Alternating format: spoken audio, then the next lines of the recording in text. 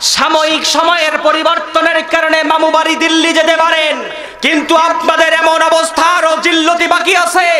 এই জমিনের মধ্যে নায়েবে রাসূল আলেমদের রক্ত আপনারা ঝরিয়েছেন, এই জমিনের মধ্যে আপনারা শহীদ আল্লামা দেলোয়ার হোসেন সাঈদীর রক্ত ঝরিয়েছেন, এই ভূখণ্ডের মধ্যে আপনারা রক্ত ঝরিয়েছেন শহীদ মতিউর রহমান নিজামীর, এই ভূখণ্ডের মধ্যে আপনারা রক্ত ঝরিয়েছেন শহীদ কাদের মোল্লার, এই ভূখণ্ডের মধ্যে আপনারা রক্ত ঝরিয়েছেন সালাউদ্দিন কাদের চৌধুরীর, এই ভূখণ্ডের মধ্যে আপনারা রক্ত ঝরিয়েছেন আলী আহসান মুজাহিদের।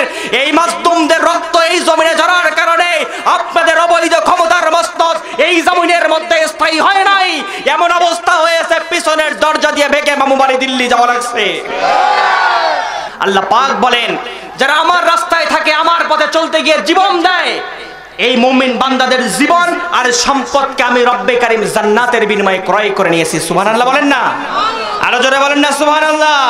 মুমিনের জীবন আর মরণের মালিক যদি আল্লাহ হয়, মুমিন যদি আল্লাহর জন্য জীবন দেয়, মুমিন যদি আল্লাহর পক্ষে থাকতে গিয়ে তার জানমালকে বিলীন করে দেয়, আমরা পরিবারের মায়া করব না, স্ত্রী সন্তানের মায়া করব না, আমরা আস্তে আস্তে দুনিয়ার জমিন থেকে চলে যাব। এরপরে কোনোদিন কোনো বাতিল জালিমের সামনে আমরা মুসলমান মাথা নত করব না, ঠিক কিনা বলেন?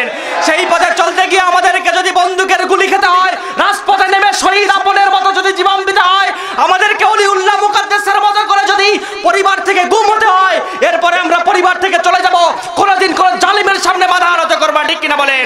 সেই পথে চলতে রাজি আছেন কারা কারা? একটা হাত তুলে আল্লাহকে দেখান।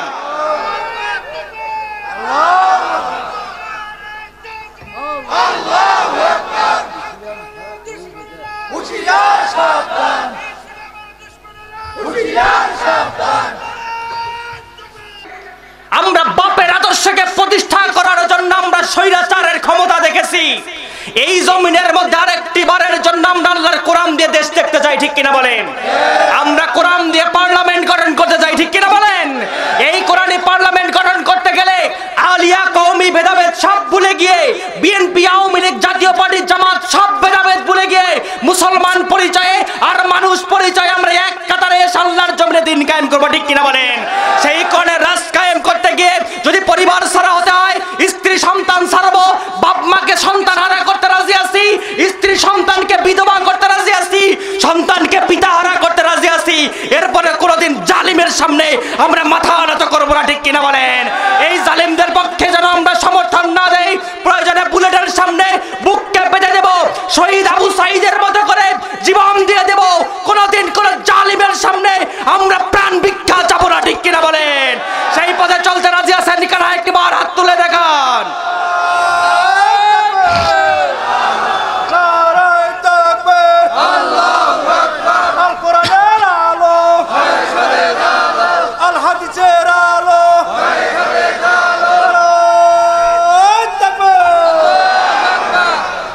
কোরআন দিয়ে কথা বললে যদি সত্য কথা বলে, কোরআন দিয়ে আমল করলে যদি আমলটা হয় শ্রেষ্ঠ আমল, কোরআন দিয়ে বিচার ফয়সালা করলে সেই বিচারটা যদি শ্রেষ্ঠ বিচার হয়। 90% মুসলমানের দেশ বাংলাদেশ। এই বাংলাদেশ স্বাধীন হয়েছে 71 সালে। এই 53 বছরের মধ্যে যত শাসক ক্ষমতায় এসেছিল, বলেন তো দেখি আল্লাহর কোরআন দিয়ে কি বিচার ফয়সালা হয়েছে? ইতোপূর্বে 16 বছর যারা ক্ষমতার মস্তদের মধ্যে ছিল, কোরআন দিয়ে বিচার তো করে নাই, উল্টো বাপের আদর্শ প্রতিষ্ঠার মধ্য দিয়ে 90% মুসলমানের দেশটাকে আলেম নিধনের মিশনে তারা নেমেছিল। এই দেশটাকে তারা 90% মুসলমানের এই দেশটাকে তারা মূর্তির দেশে পরিণত করেছে। মনে রাখবেন, মনে রাখবেন, মূর্তির সঙ্গে যাদের সম্পর্ক হয় ওদের শেষ ঠিকানাও হয় মূর্তির দেশে। মূর্তির সঙ্গে যারা সম্পর্ক রাখে, মূর্তি স্থাপন করে, যারা নিজেদের অবৈধ ক্ষমতাকে টিকে রাখতে চায়, এমন অবস্থা 24-এর গণ আন্দোলনে হয়েছে। পিছনের দরজা দিয়ে ভেঙে বিনা রাডারে লাইসেন্স ছাড়াই বিমান নিয়ে 3.5 ঘন্টা আকাশের মধ্যে উড়ার পরে মামু বাড়ি দিল্লিতে জায়গা হয়েছে। কথা কষ্ট হয় আপনাদের? চলবে এভাবে? সমস্যা হবে না তো? সমস্যা হওয়ার সুযোগ তো নাই, কারণ স্বৈরাচার তো আমাদের মাথার উপরে আর চেপে নাই। আরে আমরা তো মুমিন আছি আল্লাহর জন্য, বাঁচতে বাঁচবো আল্লাহর জন্য, মরলে মরবো আল্লাহর জন্য। কোন জালিমের চোখের সামনে আমরা মাথা নত করবো না। সম্মানিত প্রিয় ভাইরা, আসেন, কোরআন দিয়ে বিচার করলে যদি এই বিচারটা আসমানের নিচে জমিনের উপরে শ্রেষ্ঠ বিচার হয়, তাহলে আমার প্রশ্ন হলো 90% মুসলমানের দেশ বাংলাদেশ, এই বাংলাদেশের মধ্যে স্বাধীন সার্বভৌম একটি দেশ, ঠিক না? স্বাধীন করেছি আমরা এই দেশটাকে, আমরা স্বাধীনতা পাওয়ার জন্য যেমন স্বাধীনতা পেলাম আমরা, এই স্বাধীনতাকে আমরা রক্ষা করতে পারি নাই, বরংস নিজের বিরুদ্ধে, নিজের মতের বিরুদ্ধে আর নিজের আদর্শের বিরুদ্ধে গেলেই তাদের কোণঠাসা করে দিয়ে, পরিবার থেকে বিচ্ছিন্ন করে দিয়ে বছরের পর বছর কারাগারে রেখে মানবতার জীবন যাপন করিয়েছিলাম। মনে রাখবেন কোরআনের বিরোধিতা করলে পৃথিবীতে কেউ টিকতে পারে? অতীতে টিকতে পেরেছিল? আবু জেহেল টিকতে পেরেছে? আবু লাহাব কি টিকতে পেরেছিল? ইতিপূর্বে আল্লাহর দ্বীনের বিরোধিতা করে ফেরাউন টিকতে পারে নাই, আবু জেহেল টিকতে পারে নাই, আবু লাহাব টিকতে পারে নাই, উতবা, শোবা, ওলীদ ইবনে মুগীরা কেউ যেমন টিকতে পারে নাই।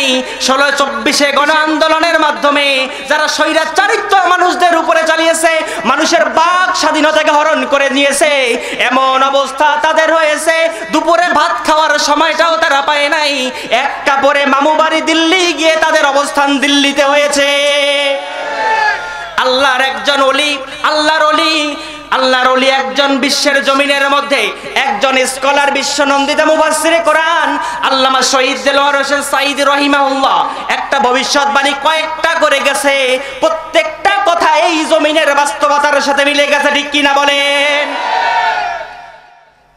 16 কোটিতে মানুষ, 12 কোটিতে গাছের গোড়ায় এমন নারানি দেবে, পড়বে কোথায়? মামু বাড়ি দিল্লিতে গিয়ে করবে। আবার পালানোর জন্য তোমরা ইন্দুরের গর্ত খুঁজে পাবা। ওমান আরাদা আন যিকরি ফাইন্না লাহু মাইশাতান দানকা ওয়া নাহশুরুহু ইয়াওমাল কিয়ামাতি আমা। যারা কোরআনের বিরোধিতা করবে, ইসলামের বিরোধিতা করবে, ইসলামী আন্দোলন, ইসলামী সিপাহসালার বিরোধিতা যারা করবে, এদের জন্য দুনিয়ার জমিনটাকে আল্লাহ পাক সংকীর্ণ করে দিবেন। কোরআনের আয়াতের বাস্তবতা আছে না? আছে কিনা? কয়দিন ভাই? দেখতে দেখতে 15 বছর মানুষ বাঁচে, কত বছর? কি ঠিক না? ক্ষমতার বাহাদুরি করে লাভ নাই, ক্ষমতা স্থায়ী হয় না। এখন আপনি বেঁচে আছেন, ক্ষমতার মসনদ নেওয়ার জন্য রেডি হয়ে আছেন, কিন্তু মনে রাখবেন এই ক্ষমতা আপনারও স্থায়ী হবে না, আরেকজনের হাতে চলে যাবে।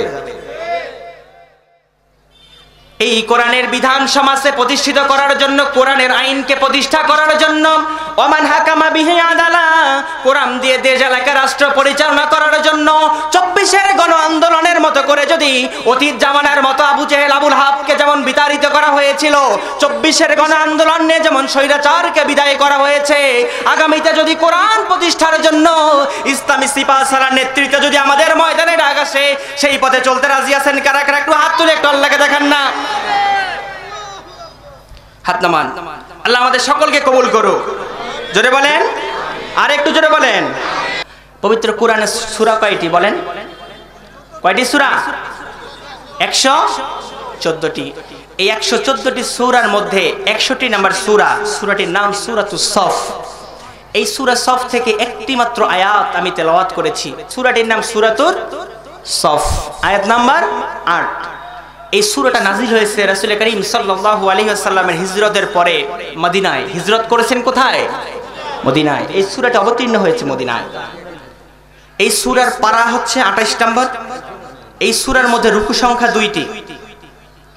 এই সূরা আল্লাহ পাক রাসূল করিম সাল্লাল্লাহু আলাইহি ওয়াসাল্লামের হিজরতের পরবর্তী সময় অর্থাৎ মদিনায় নাজিল করেছেন। চিৎকার দিয়ে বলেন আল্লাহু আকবার। আল্লাহ রাব্বুল আলামিন বলছেন ইউরিদুনা, মুজারের সিগা, প্রেজেন্ট টেন্স এবং ফিউচার টেন্স। আল্লাহ পাক বলছেন ইউরিদুনা লিউতফিউ নূরাল্লাহি বিআফওয়াহিহিম, তারা চাইবে মুখের ফুৎকার দিয়ে আল্লাহর কোরআনকে জমিন থেকে নিভিয়ে দিতে। এখন বলেন তো কোরআনকে কি নিভিয়ে দেওয়া সম্ভব? সম্ভব? কোরআনের মালিককে? কোরআনের মালিককে? ইন্নাহু লাযিকরুল লাকা ওয়া লিকওমিকা ওয়া সাউফা তুসালুন। ও বান্দা, ইন্না নাহনু নাযালনা যিকরা ওয়া ইন্না লাহু লাহাফিজুন। কোরআন আমি নাজিল করেছি এবং এর দায়িত্ব সংরক্ষণের দায়িত্ব আমি আল্লাহর। সুবহানাল্লাহ বলেন। ইন্নাহু লাযিকরুল লাকা ওয়া লিকওমিকা ওয়া সাউফা তুসালুন। ও আমার বান্দারা, এই কোরআনকে আমি তোমাদের জীবনের জন্য সংবিধান করে দিয়েছি। আর সংবিধান যদি তোমরা মানতে না পারো, ওয়াসাউফা তুসালুন, কাল কিয়ামতের দিন আমি রব্বে কারীম তোমাদেরকে প্রশ্নবিদ্ধ করব। আল্লাহ যদি প্রশ্নবিদ্ধ করে, সেখান থেকে বাঁচার পথ আছে? আছে? দুনিয়াতে একটা মামলা হলে সেই মামলা আজ হোক 5 বছর 10 বছর পর হোক জামিন পাওয়া যায়, ঠিক না? আর আল্লাহ যদি পরকালে বলে সংবিধান দিলাম কোরআন, ও বান্দা কোরআনকে সংবিধান মানো নাই, ওয়াসাউফা তুসালুন। আরবি গ্রামারের কায়দায় সাউফা শব্দটি হচ্ছে হরফে ইস্তেফহাম, প্রশ্নবোধক সূচক বাক্য।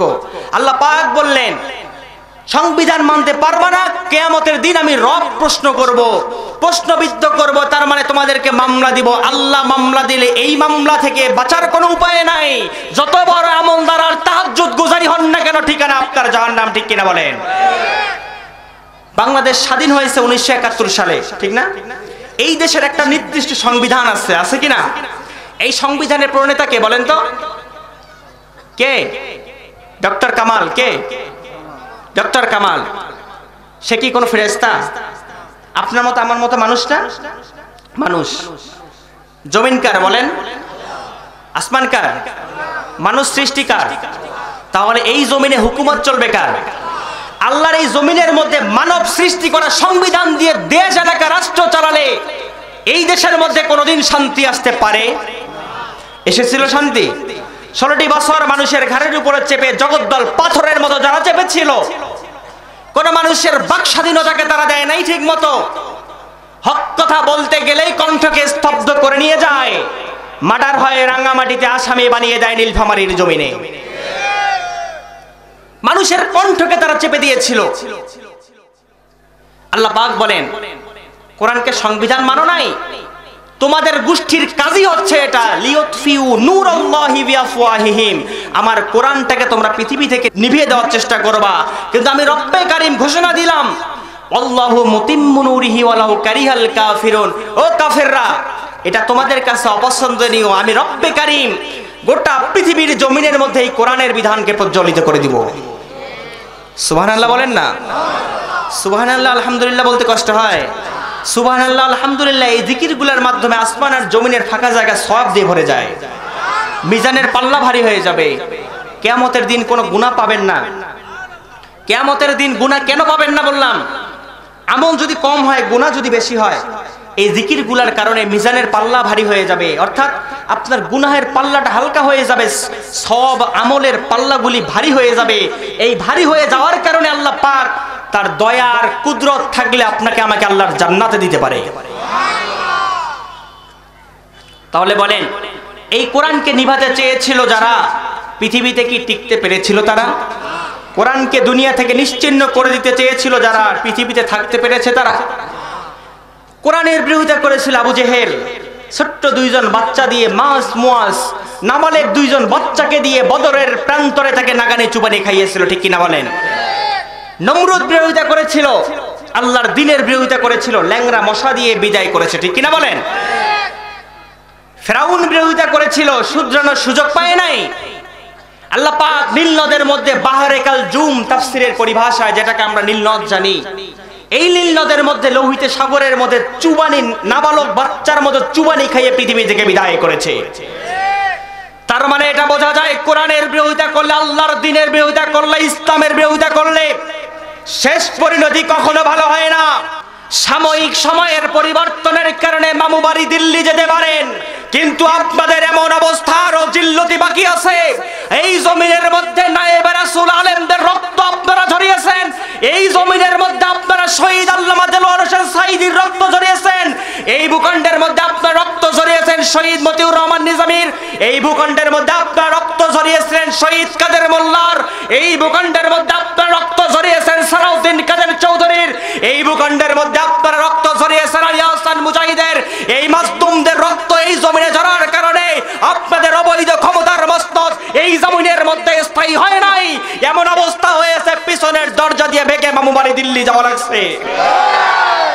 সম্মানিত প্রিয় ভাইরা, আসেন এই আয়াতটি নাজিল হলো কখন? একটা শানে নজুল আমাদেরকে জানতে হবে।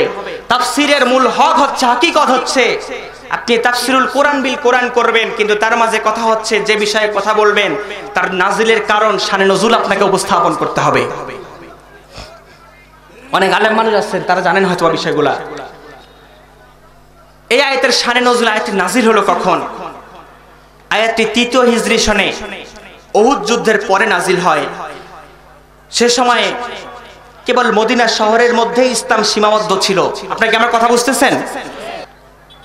গোটা আরব ভূমিতে ইসলামকে নিশ্চিহ্ন করে দেওয়ার জন্য তারা যে চেষ্টা এবং পায়তারা চালিয়েছিল, বদরে মুসলমানদের বিজয়ের পরে উহুদে মুসলমানদের সাময়িক পরাজয় হয়েছিল, ঠিক কিনা বলেন? উহুদে মুসলমানদের পরাজয়ের পরে কাফেররা চিন্তা করলো, যেহেতু আয়াতটা উহুদ যুদ্ধের পরে নাজিল হয়েছে, এই শানে নজুলটা বলে আপনাদেরকে আমি উহুদ থেকে 5টা শিক্ষা বলে আলোচনা দিতে টানবো ইনশাআল্লাহ। আল্লাহ রাব্বুল আলামিন মুমিনদের এই দুর্দশা, মুমিনদের এই ক্রান্তি লগ্ন দেখার পরে আরবের ভূখণ্ডের তৎকালীন সময়ের মধ্যে উহুদের যুদ্ধের মধ্যে রাসূলের চাচা আমির হামজা শহীদ হয়ে গেল। 70 জন সাহাবী শহীদ হইল, শাহাদাতের পেয়ালা পান করে আল্লাহর সাক্ষাতের জন্য জান্নাতে চলে গেল। এক এক সাহাবী তার পরিবার পরিজন আল্লাহর নবীর কাছে এসে বলতেছে, ওগো আল্লাহর নবী, আমার ভাই মারা গিয়েছে, আমার চাচা মারা গিয়েছে, আমার বাবা মারা গিয়েছে, আল্লাহর নবী, এদের বিচার কি হবে না? এদের ঠিকানা তো জান্নাত, কিন্তু আমরা পরিবার হারা হলাম, স্বজন হারা হলাম। যে নবী জন্মের আগেই বাবাকে হারিয়েছিল, ঠিক না? জন্মের পরে মাকে হারিয়েছে, একটু শৈশব কাটতে কাটতেই দাদাকে হারিয়েছিল, চাচার কোলে মানুষ, আপন চাচা আমির হামজা রাদিয়াল্লাহু তাআলা আনহুর শরীরটাকে 70 টুকরা করে করেছিল কাফিরের বাচ্চারা। আমির হামজার লজ্জাস্থানটাকে কারো মতে 3 টুকরা, কারো মতে 6 টুকরা করেছিল। আল্লাহর নবী সাহাবীদেরকে বলল, আমার সাহাবারা, তোমরা কি দেখতে পাচ্ছ না? তোমরা তোমাদের পরিবার স্বজন হারার বেদনা নিয়ে আমার কাছে এসেছো, কিন্তু আমি নবী আমার কলিজার টুকরা চাচাটাকে জালিমের বাচ্চারা এভাবে হত্যা করেছে, আমি নবী কার কাছে যাব? কষ্ট আছে না একটা? আমি নবী কার কাছে যাব? আরে নবী যদি স্বজন হারার ব্যথা নেওয়ার জন্য কারো কাছে না যেতে পারেন আল্লাহ ছাড়া, আর আজকে আপনার বাপ মারা যাওয়ার পরে আপনি স্বজন হারার বেদনা দিয়ে জনগণের সামনে মরা কান্না কাঁদেন, আপনার মতো লেডি ফেরাউন এই জমিনে একটাও আর নাই, ঠিক কিনা বলেন? যে নবী রাহমাতাল লিল আলামিন, যে নবীর গায়ে আল্লাহ পাক মশা মাছি পড়াটাকে হারাম করে দিয়েছিল, তায়েফের জমিনে যে নবীর রক্ত খাওয়াটাকে আল্লাহ পাক তায়েফের ভূখণ্ডের জন্য হারাম করেছিল, এই তায়েফের মাটি, আমার নবীর রক্ত যদি তোমার জমিনের মধ্যে পড়ে, আমার নবীর রক্ত যদি তুমি শোষণ করো, এই তায়েফের ভূখণ্ডে আমি নবী আর তোমাদের কোনোদিন সবুজ ফল ফলাদি কোনো কিছুই দিব না, আমি আল্লাহ দিব না। যে আল্লাহ পাক তায়েফের জমিনটাকে কথা বলতে পারে, সেই তায়েফের মধ্যেও কাফিরের বাচ্চারা আমার নবীর মাথার মধ্যে হেলমেট ভেট করে নবীর মাথা দিয়ে রক্ত ঝরিয়েছিল, ঠিক কিনা বলেন? নবীর দাঁত শহীদ হয়ে গিয়েছিল। আল্লাহর নবী যদি ঘরে বসে বসেই দিন কায়েম করার স্বপ্ন দেখত, তাহলে আল্লাহর নবীকে 27টা যুদ্ধের মধ্যে নেতৃত্ব দেওয়া লাগতো না। ঘরে বসে বসেই আপনি অর্ডার করতে পারেন, আর মাঠে ময়দানে আপনারও যদি বাস্তবতা না থাকে, আপনার মতো নেতা আমাদেরও দরকার নাই। আপনি যেই হতে পারেন, সোজা কথা আমাদের, কারণ সময় পাল্টে গেছে, আমাদের ঘাড়ের উপর থেকে স্বৈরাচার এখন আর নাই। আমরা যা বলবো সোজা সাপটা সরল কথা বলবো, ঠিক কিনা বলেন? এই কথাতে আমার বাপ বেজার হলে যায় আসে না, আমার পরিবার বেজার হলেও আমার যায় আসে না। এই কথার মাধ্যমে যে যাই বলে বলুক, আমার কথা যদি সত্য হয়, কোরআনের কথা হয়, ইসলামের কথা হয়, আল্লাহর নবীর কথা হয়, তার মানে এই কথার বিরুদ্ধে যারাই যাবে তাদের বিরুদ্ধে আমরা ফিসাডারা প্রাচীরের মতো সারিবদ্ধভাবে ওদেরকে প্রতিহত করবো, ঠিক কিনা বলেন? সম্মানিত প্রিয় ভাইরা আমার, আল্লাহ রাব্বুল আলামিন মুসলমানদের এরকম দুর্দশা দেখার পরে আল্লাহ পাক মুমিনদেরকে শুভ সংবাদ দিচ্ছেন, ও মুমিনেরা শোনো, ইউরিদুনা লিইউতফিউ নূরাল্লাহি বিআফওয়াহিহিম আল্লাহু মুতিম্মু নূরিহি ওয়ালাউ কারিহাল কাফিরুন। কাফেররা চাইবে মুখের ফুৎকার দিয়ে এই জমিন থেকে কোরআনকে নিশ্চিহ্ন করে দিতে, তোমাদের আন্দোলনকে দাবায় দেওয়ার চিন্তা ভাবনা তারা করবে, কিন্তু আমি রব্বে কারিম ওয়াদা দিয়ে দিলাম, আমি রব্বে কারিম এই কোরআনকে তোমাদের জমিনের মধ্যে প্রজ্বলিত করে আগামী রাষ্ট্র ক্ষমতার তোমার কোরআন দিয়ে চালার ব্যবস্থা করে দিব। এটা গেল প্রথম একটা শানে নজুল। দ্বিতীয় শানে নজুল আছে মদিনার জমিনের মধ্যে যখন আল্লাহর নবী সাল্লাল্লাহু আলাইহি ওয়াসাল্লাম দ্বীনের দাওয়াত দেওয়া শুরু করে দিল। মক্কা থেকে মদিনায় আসার পরে আল্লাহর নবীর হাতে হাত রেখে কালিমা পড়ে মানুষ হয়ে মুসলমান হয়েছিল হাতে গোনা কয়েকজন মানুষ। সব মানুষ ইসলামের দলে আসে নাই। তদানীন্তন সময়ে আবু জেহেলের পেটুয়া বাহিনী, তদানীন্তন সময়ে আবু লাহাবের পেটুয়া বাহিনীরা তারা চিন্তা করলো মুহাম্মাদের দাওয়াতটাকে বন্ধ করে দিতে হবে। কি উপায়ে মুহাম্মাদের দাওয়াতকে বন্ধ করে দেওয়া যায়? তারা সিদ্ধান্ত গ্রহণ করলো পার্শ্ববর্তী দেশের মধ্যে একজন লিডার আছে, তার নাম হলো কাব বিন আশরাফ। পার্শ্ববর্তী দেশের রাষ্ট্রপ্রধানের সঙ্গে এক এক দেশের কিন্তু সম্পর্ক ভালো থাকে। যেমনটা আমাদের 16 বছরের স্বৈর শাসকের ক্ষমতা ছিল, অন্য কোন দেশের সঙ্গে কি হয় হোক, পার্শ্ববর্তী দাদা বাবুর সঙ্গে সম্পর্কটা বিয়ে না হলেও তাদের সম্পর্ক স্বামী স্ত্রীর সম্পর্ক, এমন সম্পর্ক তাদের ছিল।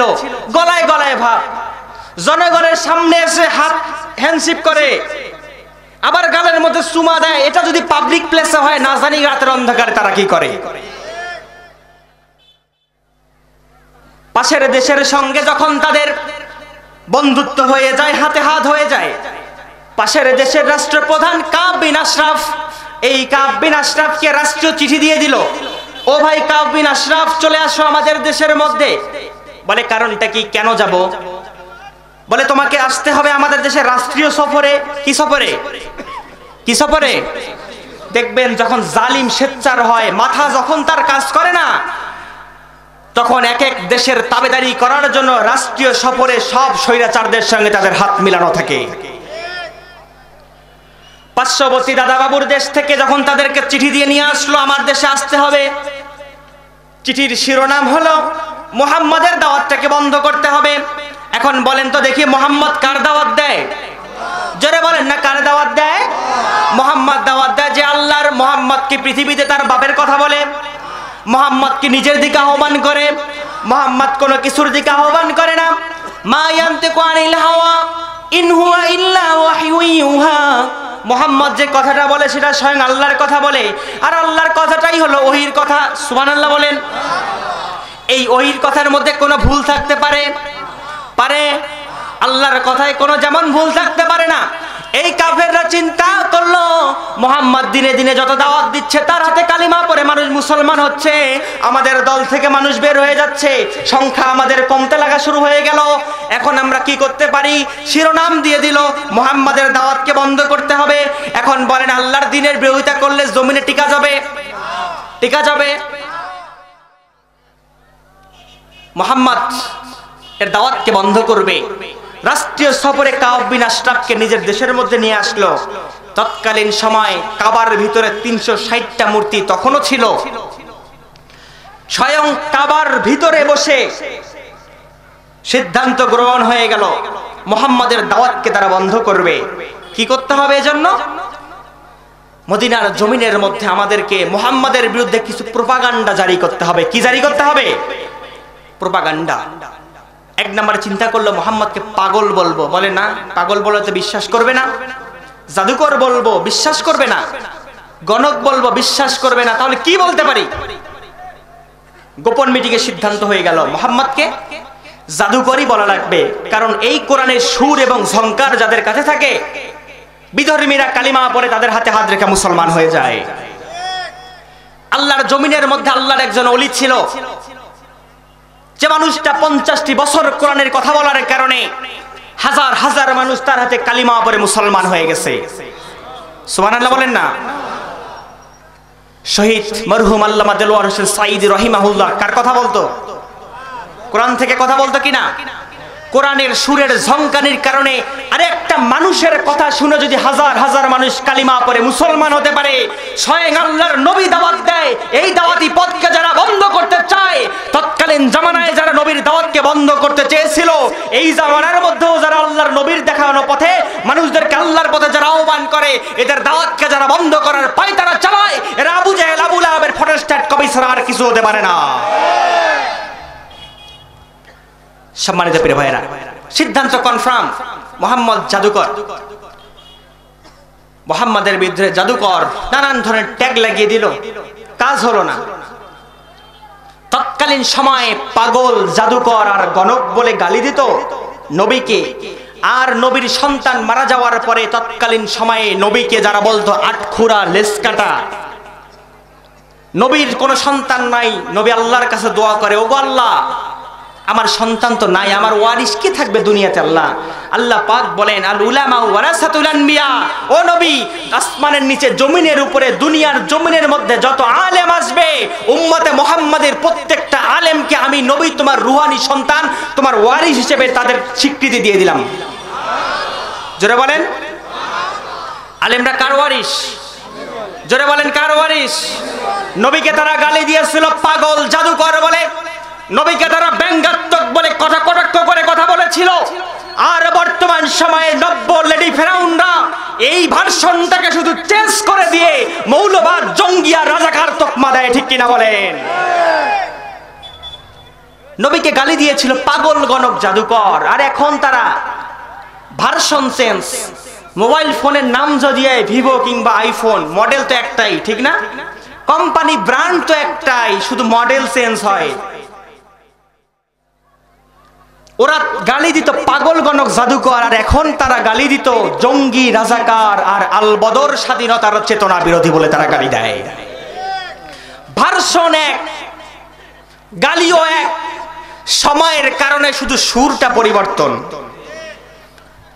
সম্মানিত প্রিয় ভাইরা আমার, তারা যখন চিন্তা করলে এইভাবে মুহাম্মাদের দাওয়াতকে বন্ধ করতে পারবো না, কি করতে হবে? বলে মুহাম্মাদের দাওয়াতকে যদি বন্ধ করতে যাই তাহলে মুহাম্মাদের দলের লোকেরাই আমাদের বিরুদ্ধে সাক্ষ্য দেবে। কারণ আমরা আছি বাতিলের পক্ষে, আমরা আছি আমাদের নিজের মতানৈক্যর পক্ষে, আমরা আছি নিজেদের পেট চালানোর জন্য, নিজেদের অবৈধ ক্ষমতাকে চালানোর জন্য। আমাদের গোমর যদি ফাঁস হয়ে যায় আমরা আর মক্কার মদিনার জমিনে মাথা চারা দিয়ে দেখতে পারবো না। অবৈধ ক্ষমতার মস্তদে যারা থাকে এরা কিন্তু মানুষের সামনে বুক ফুলে সত্য কথা বলতে পারে না, ঠিক কিনা বলেন? অবৈধ ক্ষমতার মস্তদে যারা থাকে এরা কিন্তু বুক ফুলে সত্য কথা মানুষের সামনে বলতে পারে না। যার কারণেই তো তারা এমন জীবন গঠন করে গেছে, মরার পরে মানুষ আলহামদুলিল্লাহ বলে মিষ্টি বিতরণ করে। এমন জীবন তুমি করিও গঠন, মরিলে হাসিবে তুমি কাঁদিবে ভুবন। সেই জীবন আপনারা গঠন করতে পারেন নাই, তার মানে আপনাদের জীবন ব্যর্থ ছাড়া আর কিছু হতে পারে না, ঠিক কিনা বলেন? কাব বিন আশরাফ সহকারে তারা যে সিদ্ধান্ত গ্রহণ করলো, প্রপাগান্ডা জারি করে দিল, আল্লাহর কোরআনকে জমিন থেকে তারা নিভিয়ে দিবে। এখন বলেন তো তারা কি সফল হতে পেরেছিল? তারা যেমন সফল হতে পারে নাই, আল্লাহর এই জমিনের মধ্যে দ্বীনের পক্ষে থাকতে গিয়ে, কোরআনের পক্ষে থাকতে গিয়ে, ইসলামের পক্ষে থাকতে গিয়ে, ইসলামী আন্দোলনের পক্ষে থাকতে গিয়ে যদি মারা যেতে হয়, যদি আমাদেরকে দুনিয়ার জমিন থেকে চলে যেতে হয়, এরপরে আমরা কোনোদিন যেমন বাতিলের সামনে মাথা নত করব না, দুনিয়ার জমিন থেকে চলে যাব, আস্তে আস্তে ফাঁসির মঞ্চে চলে যাব, এরপরও কোনোদিন কোনো জালিমের সামনে আমরা মাথা নত করব না। আমার কারো সামনে প্রাণ ভিক্ষার আবেদন করে নাই। আমাদেরকেও যদি জেলে দেওয়া হয়, ফাঁসির মঞ্চে দেওয়া হয়, জেলে যেতে রাজি আছি, ফাঁসির মঞ্চে যেতে রাজি আছি, এরপরে কোনোদিন কোন বাতিলের সামনে আমরা মুসলমান প্রাণ ভিক্ষার আবেদন করতে পারি না, ঠিক কিনা বলেন? সেই পথে চলতে রাজি আছেন কারা কারা? একটু হাত তুলে আল্লাহকে দেখান না।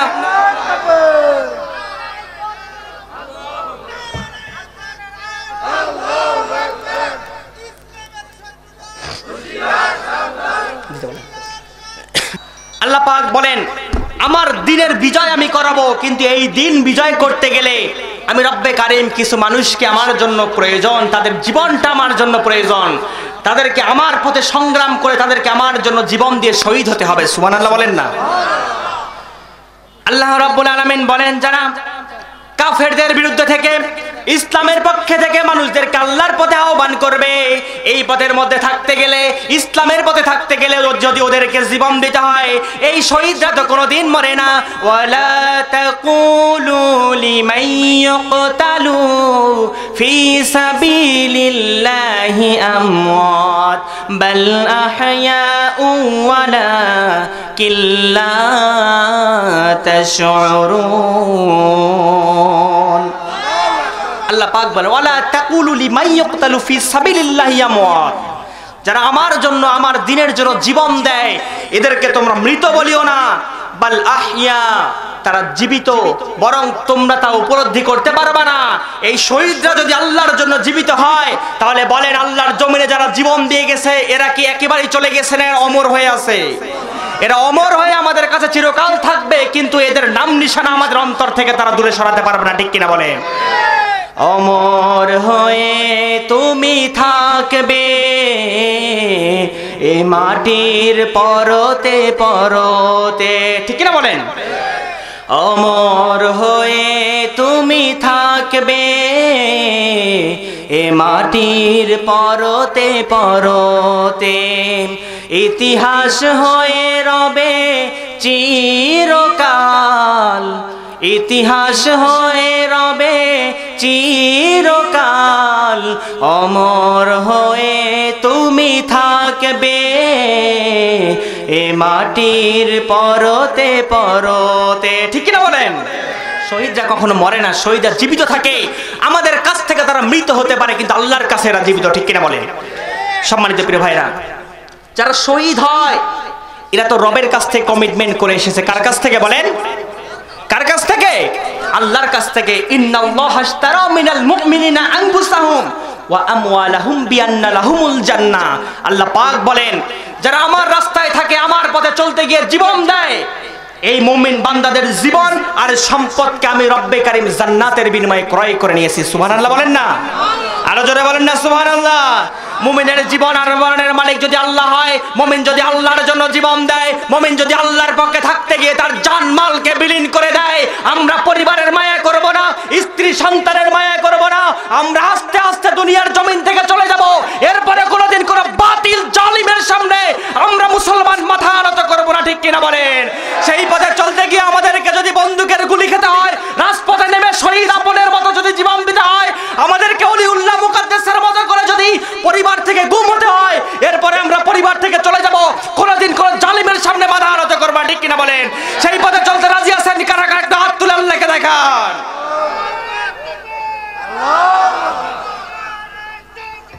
আল্লাহু আকবার। হুঁশিয়ার সাবধান, হুঁশিয়ার সাবধান। সম্মানিত প্রিয় ভাইরা, আসেন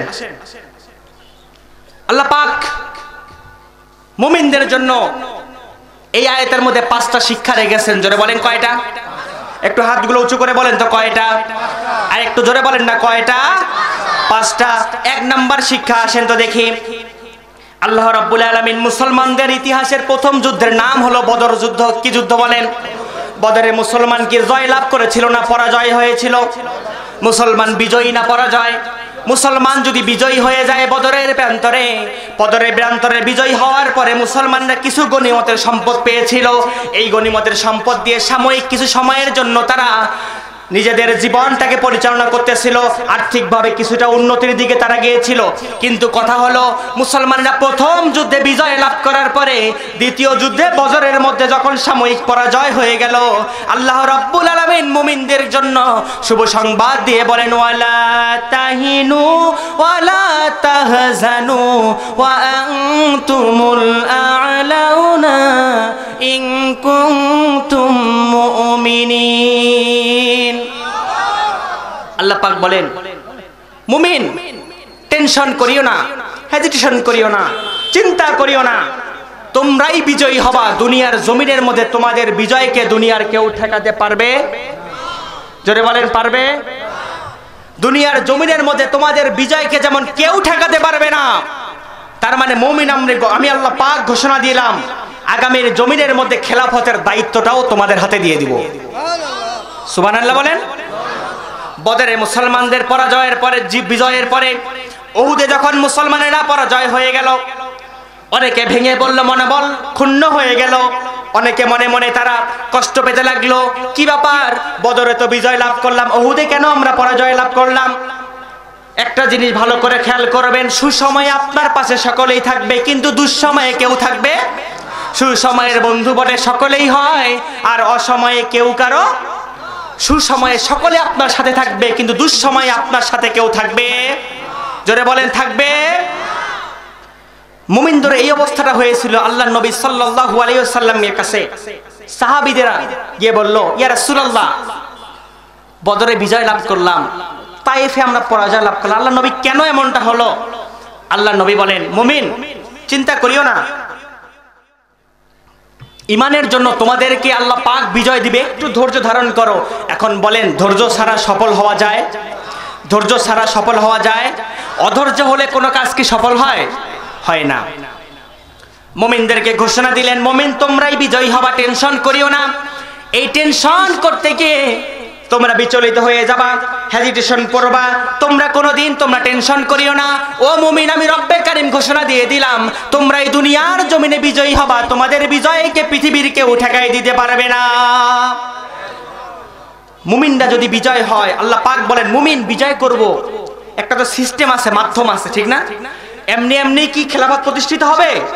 হবে না। খেলাফত এমনি এমনি প্রতিষ্ঠিত হবে না। খেলাফত প্রতিষ্ঠার জন্য আমাদেরকে চেষ্টা, সাধনা আর সংগ্রাম করতে হবে, ঠিক কিনা বলেন? আল্লাহ পাক বলেন, ও দুনিয়ার বান্দা, তোমাদেরকেই বিজয় দান করব, কিন্তু তার কারণটা কি? কারণটা কি? আসো আনমে আল্লাহ রাব্বুল আলামিন বলেন, ওয়াতিলকাল আইয়ামু নুদাউলুহা বাইনান নাস। আল্লাহু আকবার বলেন। আল্লাহ পাক বলেন, মুমিন তোমাদের উপর যারা ক্ষমতায় থাকবে, আমি রব্বে কারিম সাময়িক সময়ের জন্য তাদের ক্ষমতার রদবদল করে দিব। আল্লাহু আকবার বলেন না। নদীর একুল ভাঙে ওকুল, এই তো নদীর খেলা। নদীর এক কুল ভাঙবে আর এক কুল গড়বে, এটাই হচ্ছে নদীর খেলা, ঠিক কিনা বলেন? সকালবেলা আপনি আমির থাকবেন, বিকালবেলা আপনি ফকির হবেন, এটাই তো নিয়ম। তুরস্কের ভূমিকম্পের মধ্যে সকালবেলা যে ছিল কোটি কোটি টাকার মালিক, আর বিকালে তার অবস্থা এমন হয়ে গিয়েছে, একটা রুটি খাওয়ার জন্য মানুষের দ্বারে দ্বারে হাত পেতে বেরিয়েছিল, ঠিক কিনা বলেন?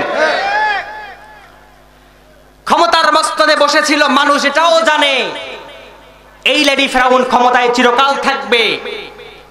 24-এর গণ আন্দোলন ছাত্র জনতা যদি ঠেকাতে না পারে, সামনের দিকে অমাবস্যার মতো করে আমাদের ঘাড়ের উপরে চেপে বসে আমাদের বাক স্বাধীনতাকে, আমাদের জবানকে সে বন্ধ করে দিবে, ঠিক কিনা বলেন? কিন্তু ফায়সালা কার? ফায়সালা কার? ছাত্র জনতা শুধু মাধ্যম, ঠিক কিনা বলেন? ছাত্র জনতা শুধু মাধ্যম। ফেরাউন মরার দিনও জানতো না সেই দিন তার পতন হবে। 3 বাহিনীর প্রধানকে নিয়ে মিটিং করার পরেও চিন্তা করলো, কত মানুষ মরে মরুক, আমাকে আমার অবৈধ চেয়ার টিকে রাখা লাগবে। অবৈধ ক্ষমতা যাদের থাকে ওরাই চেয়ারের চিন্তা করে, বুকে সৎ সাহস যাদের, স্বেচ্ছায় পথ ছেড়ে দিয়ে মানুষদেরকে সামনে এগিয়ে দেয় তারা, ঠিক কিনা বলেন? সম্মানিত প্রিয় ভাইরা, আল্লাহ পাক বলেন, ওয়াতিলকাল আইয়ামু নুদাউলুহা বাইনান নাস, আমি সময়ের ব্যবধানে কিছু মানুষের ক্ষমতার রদ বদল করিয়ে দেই। এই ক্ষমতার রদ বদলের মাধ্যমে কে ভালো আর কে খারাপ, এটি আমি রব্বে কারিম যাচাই আর বাছাই করে নেই। সুবহানাল্লাহ বলেন না। উদাহরণ দেখেন তো, দেখে আল্লাহর নবীর জীবনী থেকে। রাসূল কারীম সাল্লাল্লাহু আলাইহি ওয়াসাল্লাম মক্কা থেকে মদিনার জমিনের মধ্যে যখন হিজরত করতেছিল, এই হিজরতের সময় আল্লাহর নবী সাল্লাল্লাহু আলাইহি ওয়াসাল্লাম মক্কা থেকে মদিনায় যখন চলে যাচ্ছিল রাতের আধারে, বারবার মাতৃভূমির দিকে ফিরে তাকাচ্ছিল আর আল্লাহর কাছে দোয়া করতেছিল, ওয়াকুন রব্বি আদখিলনি মুদখালা সিদকিন ওয়া আখরিজনি মুখরাজা সিদকিন ওয়াজআলনি মিন লাদুনকা সুলতানান নাসিরা। আল্লাহর নবী আল্লাহর কাছে দোয়া করলো, আল্লাহ রাব্বুল আলামিন আমাকে কল্যাণের সাথে মদিনায় প্রবেশ করাও আর কল্যাণের সাথে বের করিও। এরপর আল্লাহর নবী বললেন, সুলতান আর নাসির, আমাকে তুমি নির্বাহী আদেশ দিও, আমাকে তুমি ক্ষমতা দিও। তার মানে ক্ষমতা নবী চাইলো কার কাছে? জোরে বলেন না, কার কাছে? আল্লাহর কাছে। যদি নবী ক্ষমতা চায়, নবিয়ানা পথের মধ্যে যারা চলতে যায়, এই সমস্ত মানুষেরা যদি ক্ষমতার জন্য মানুষের কাছে আসে, তাহলে বলেন তো দেখি, এটা নবিয়ানা পথ নাকি বাতিল পথ? এটা হলো নবীর পথ। কারণ নবী আল্লাহর কাছে ক্ষমতা চেয়েছিল, সুলতান আর নাসির, সাহায্যকারী, নির্বাহী আদেশ, ক্ষমতা চেয়েছিল নবী আল্লাহর কাছে। এই ক্ষমতার মাধ্যমে আল্লাহর নবী মদিনায় যাওয়ার পরে এমন একটা সমাজ গঠন করলো, এমন একটা রাষ্ট্র ব্যবস্থা আল্লাহর নবী গঠন করলো, যেই রাষ্ট্র ব্যবস্থার মধ্যে সুদ নাই, অন্যায় নাই, অবিচার নাই, জুলুম নাই, মারামারি নাই, কাটাকাটি নাই, রাহাজানি, গুম হত্যা নাই। রাত্রেবেলা নারীরা ঘর থেকে বের হয়ে যায়, তারপরও নিরাপত্তা দেওয়া লাগে। লাগে? ভাই বোনের হক ফিরে পেত, সমাজের সুবিধা বঞ্চিত মানুষের রাষ্ট্রীয় হক ঠিক মতো পেত, গনিমতের মালগুলি তারা ঠিক মতো বুঝে পেত, রাষ্ট্রের মানুষ সঠিকভাবে সবকিছু ইনসাফ মতো তারা বুঝে পেত। আমার প্রশ্ন হলো, যে নবী মক্কা থেকে মদিনায় যাওয়ার পরে আল্লাহর কোরআন দিয়ে দেশ শাসন করলেন, এখন বলেন তো দেখি 90% মুসলমানের এই দেশ বাংলাদেশ, এই বাংলাদেশটা যদি আমরা আল্লাহর কোরআন দিয়ে চালাতে চাই তাহলে কোনো সমস্যা? এই পথে যারা চলতে যায় তাদেরকে সমর্থন দিতে রাজি আছেন না নাই? এই কোরআনের পক্ষে যারা চলতে যায়, এই ইসলামের পথে যারা চলতে যায়, এই ইসলামী আন্দোলনের পথে যারা চলতে যায়, যারা সোনালী সমাজকে গঠন করতে চায়, যারা খয়রুল কুরুনি করেনি, যারা সুম্মাল্লাযিনা ইয়ালুনাহু, যারা সোনালী সমাজ গঠন করতে চায়, যারা আদর্শিক সমাজ গঠন করতে চায়, যারা সোনালী সমাজ নবীর দেখানো পথের মধ্যে যারা চলতে যায়, এই সমস্ত মানুষদের পক্ষে থেকে আগামীর বাংলাদেশটা কোরআন দিয়ে গড়ার দরকার আছে না নাই?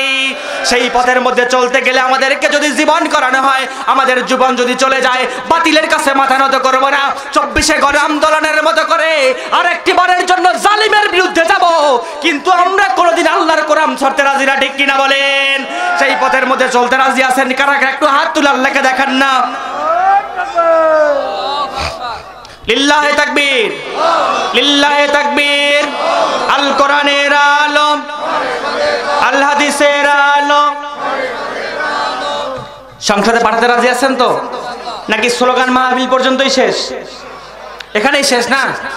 বাড়ি গেলেই তো শেষ। রাত 12টায় মাহফিল শেষ, বাড়ি গেলেই সব শেষ।